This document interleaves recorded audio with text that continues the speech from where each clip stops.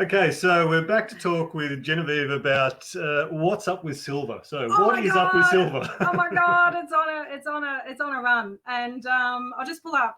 Look, I had a bit of a connection now for a couple of years with As Good as Gold. That's where we purchased a little bit of metals, and so can very much personally vouch for those. That's a family business, and great service. Look, there is a lot of delays at the minute because there just isn't the physical around. So just even looking here, so just take a mental thought about how much these are 1 ounce rounds or coins, and you're paying at a minimum $40.61. That gyrosopper there is from silver that was reclaimed from a shipwreck, and you, my golly gosh, are you paying for that? I don't know quite why that's so high. Well, because you had to sail a ship out to the ocean. No, they weren't. But the premiums on those coins, were never that high. That's extraordinary. So there you can see. Look, and we got $40 for an Australian kangaroo and $44 for the Canadian. It's actually the first time I've seen the panda up here too. Yeah, that's a collectible coin for the China market, and. So you've got 10 ounce bars, 1 kilo bars, and I'll just show you for real what they look like, because sometimes it's really hard to picture what they look like. So these here are the silver rounds. These are Scottsdale over in America. And so they're, we give these as gifts to our kids. These are the kids' coins to come for birthdays and the like. But you were paying $25, and now they're $40. Well, it's probably $30. So if you could just bring up the chart. So just to get an idea, it has really, so down in March there was a dip in the precious metals market. There was a bit of an issue there with the physical delivery, and that is what's going on. So I did note it. So this silver went for a run yesterday, and it even did make it on with Alan Kohler on the ABC Finance Report. And he said, it's because, solar panels. Bullshit. So that is not the case. The case is that silver has been manipulated for many, many years now by the bullion banks, in particular JP Morgan, and through a series. So they basically inherited a position from, anyway, that's Lehman Brothers, I think. They were naked short, which means that they didn't even have the silver that they were selling contracts on. They did build up a physical, quite an amass of many, many millions of ounces of silver, and basically they have had a short squeeze, which means there isn't enough people. Individuals and larger organizations have been saying, so on the futures market, you usually just play margins, up and down, buy and sell contracts, which means you can hold 5,000 ounces of silver for a couple $100. But people are doing an exchange for physical. This doesn't happen. So this is what's happening in the gold market and in the silver market, and lo and behold, Jesus, there isn't any. So I will now, Craig Hemke from,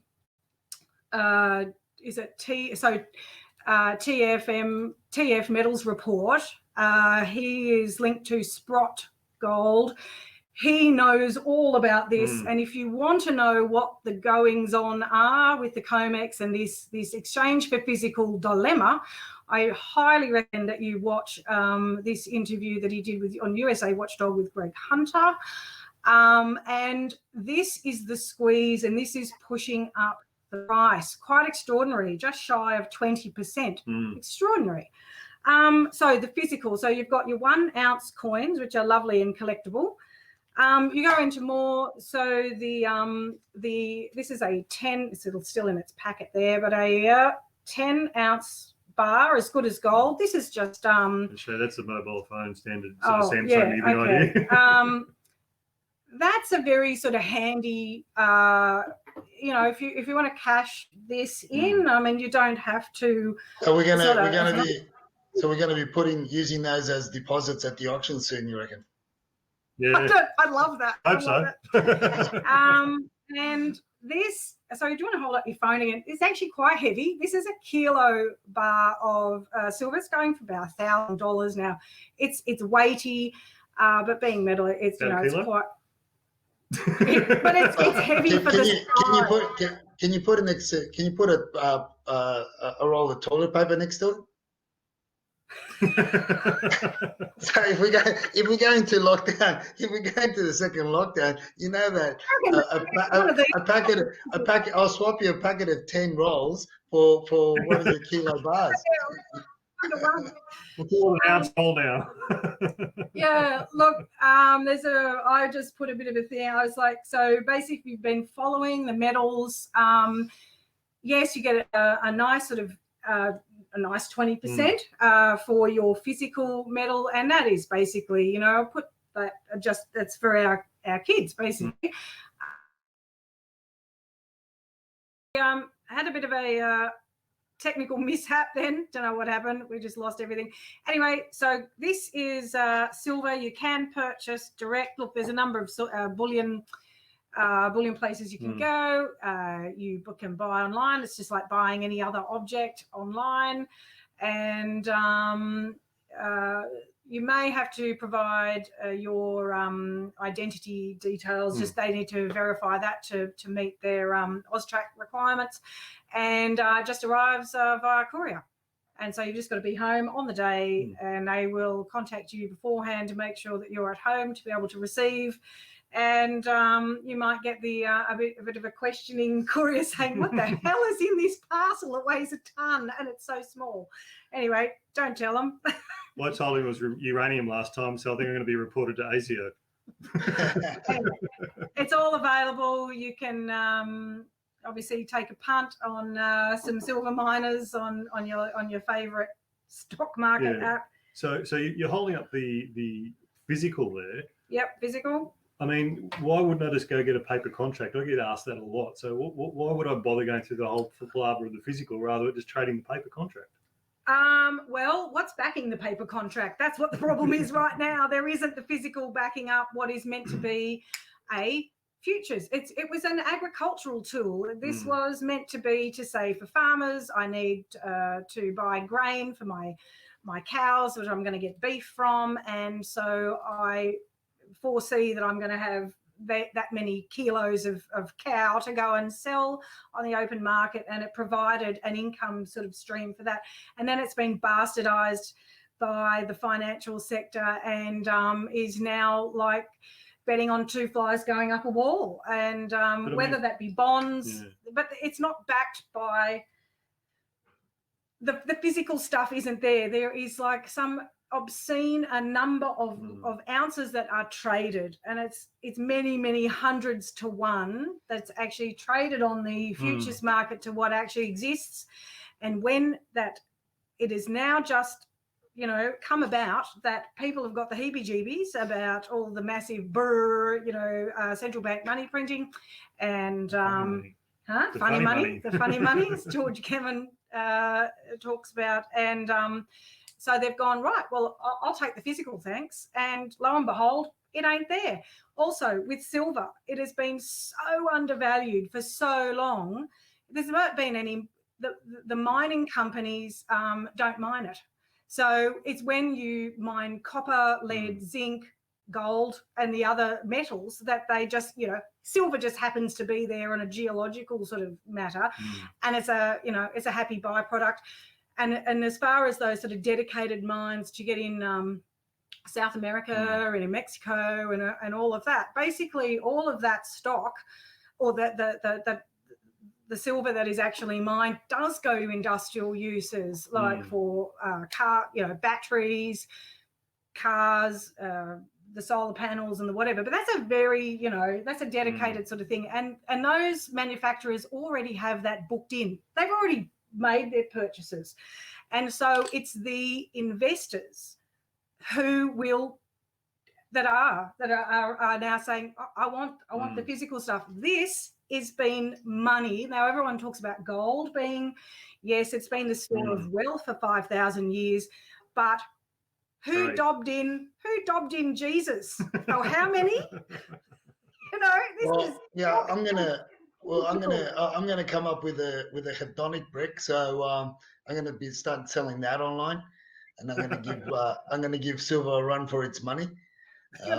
So I'll come up with a hedonic brick, and you can get that through DM me on my Twitter account, and we'll have a chat. But let's not forget to tell the audience that we're not financial advisors, planners, or brokers, and we're not some people on Twitter that push the sale of silver and gold either. So it's each take their own risk, and each take your own risk and your own do your own due diligence, please. Look, I'm a food scientist, so is Lee. You know, it's just that we can read a graph. I'm just a hedonic lover. I'm just a lover of hedonics. Excellent. Is there You anything shouldn't else? forget, it's sort of related to hedonism, but anyway, fun and game. All right. Is there anything else you want to add to silver? Silver, no. Look, just watch this thing, baby. Watch it go. But look, everyone's got their. Yeah. I don't do lottery tickets. I don't do gambling. No. But I can do. You know, I like to research. I like that it's tangible and that sort of thing. So just look, we do have obviously a possible, as you mentioned, like second. Perhaps a second lockdown looming. If you watch this thing gradually move through. Gladys is not. She should be saying wear a mask.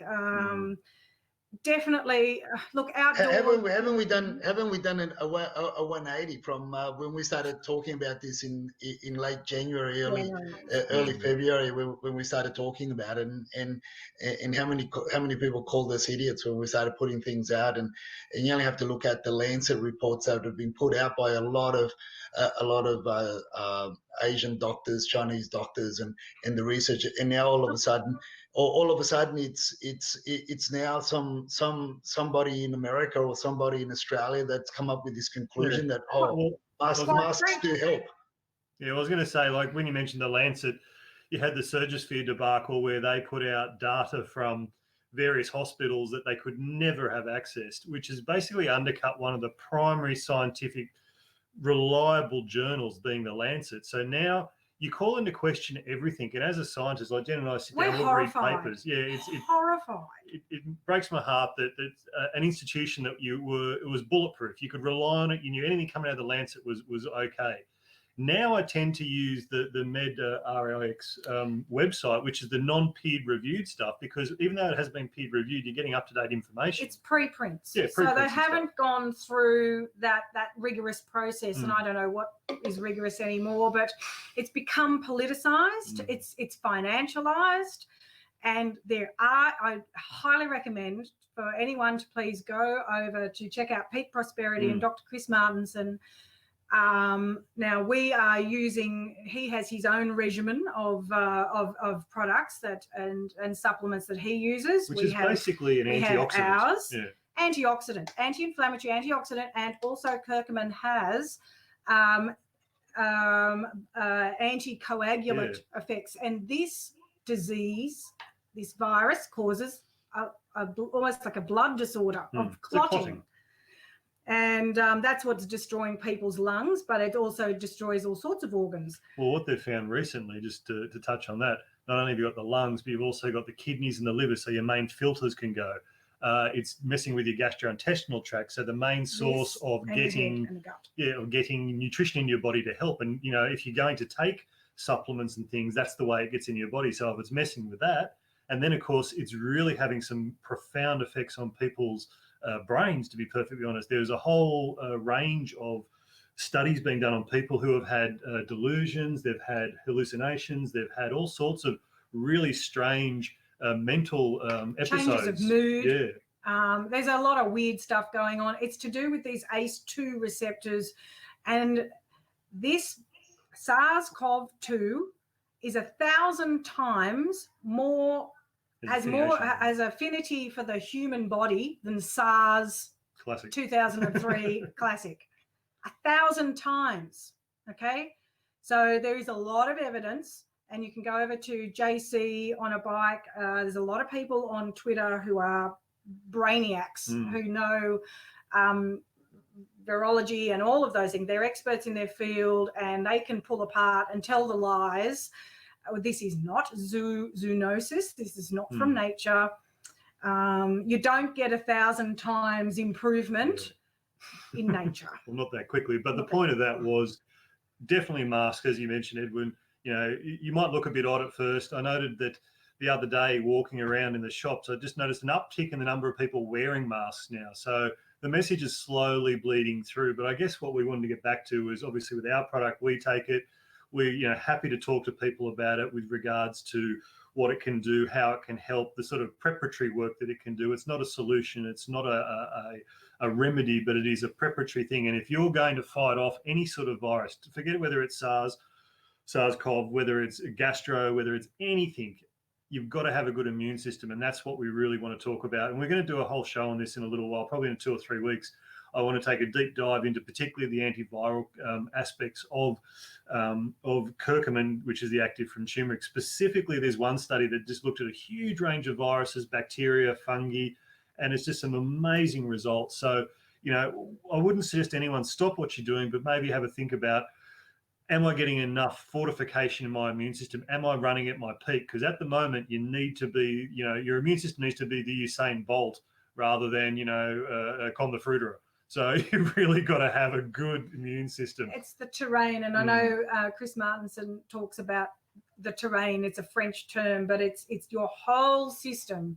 We're really, like, if you've thought about knocking back some on the grog, giving up the fags, whatever, do it now. Yeah.